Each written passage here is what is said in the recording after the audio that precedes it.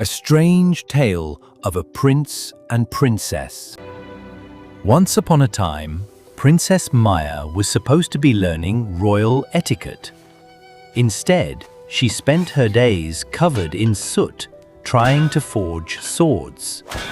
She loved the heat of the fire and the weight of the metal. But there was one small problem.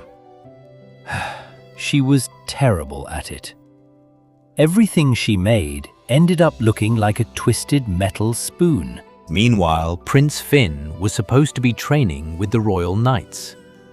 But swords were too heavy and shields were too loud. Finn preferred the quiet magic of the royal kitchens. He could bake pies that smelled like a warm summer breeze. Today, he was trying to perfect his glowing berry tart, a secret recipe he invented all by himself. Their paths crossed in the courtyard, just as the village bell rang with a frantic warning. The grumpy forest troll Bramble had blocked the river supplying water to the town. He demanded a royal tribute to let the water flow. He wanted the strongest crown and the sweetest pie. Maya and Finn looked at each other in absolute panic. Maya knew she could not forge a perfect crown. Finn knew a simple tart was not a grand royal feast. But they had to try. Maya looked at her pile of bent metal spoons and suddenly had an idea. She began twisting them together into a strange but sturdy shape. The journey to the river was not easy.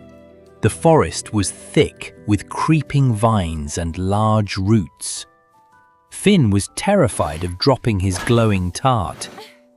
Maya walked in front of him, using her heavy hammer to clear the path. They could hear the troll in the distance.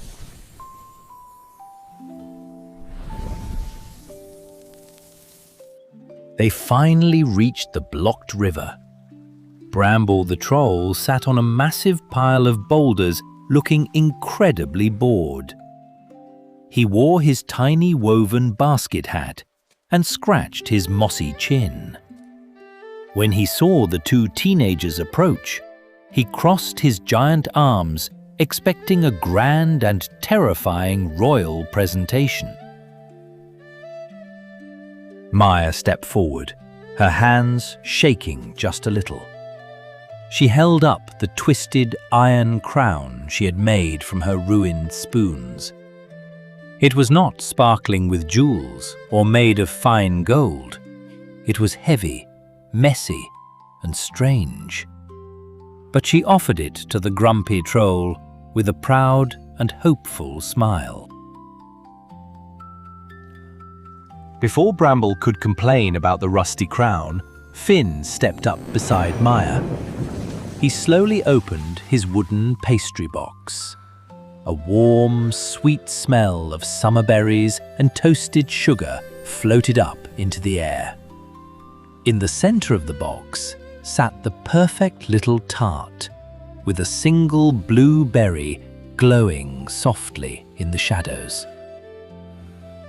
Bramble gently picked up the twisted crown and placed it right over his tiny basket hat. It fit perfectly. Then, with one massive finger, he scooped up the glowing tart and ate it in a single bite. A huge, warm smile spread across his mossy face. The rough magic of the forest had found its perfect match. With his tummy full and his head properly crowned, Bramble decided it was time to keep his end of the bargain. He grabbed the largest boulder with his giant mossy hands and lifted it effortlessly. With a loud rumble, the dry riverbed began to fill. Cool, clear water rushed forward, sparkling in the late afternoon sun. When they returned to the village, the water was already flowing into the town square fountain. The villagers cheered, waving flags and throwing flower petals. Maya and Finn were heroes, but not because they were perfect royals. They saved the day just by being themselves. A clumsy blacksmith and a gentle baker. From that day on, nobody told Princess Maya to study etiquette, and nobody forced Prince Finn to lift heavy swords. The village realized that a bent crown and a glowing tart was sometimes exactly what the world needed. And the two friends spent their afternoons right where they belonged, sharing sweet pastries by the warm glow of the forge. Winter was approaching, and the village was preparing for the great autumn festival. Usually, the royals would sit on a tall balcony and just watch. But Maya and Finn wanted to build the festival centerpiece together. They decided to create a massive glowing lantern, filled not with traditional candles, but with the brightest, sweetest magical berry tart the kingdom had ever seen. They worked for days. Maya hammered and bent thick pieces of iron, finally creating something that looked beautiful in its own twisted, messy way. Meanwhile, in the castle kitchen, Finn was busy rolling out the largest sheet of pastry dough in history. He crushed hundreds of glowing magical berries, turning his hands completely bright blue in the joyful process. The night of the festival arrived. The whole village gathered in the cobblestone square, waiting for the centerpiece. Maya and Finn pushed their heavy wooden cart as hard as they could. But there was a big problem. The iron frame and the massive tart were incredibly heavy.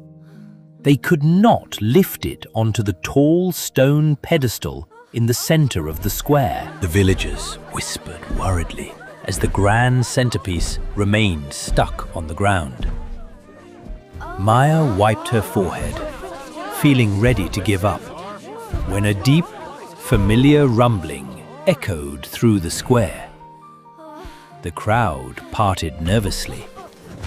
Bramble the troll walked in, wearing his messy iron crown and carrying a very familiar, tiny wooden spoon. Bramble did not say a single word.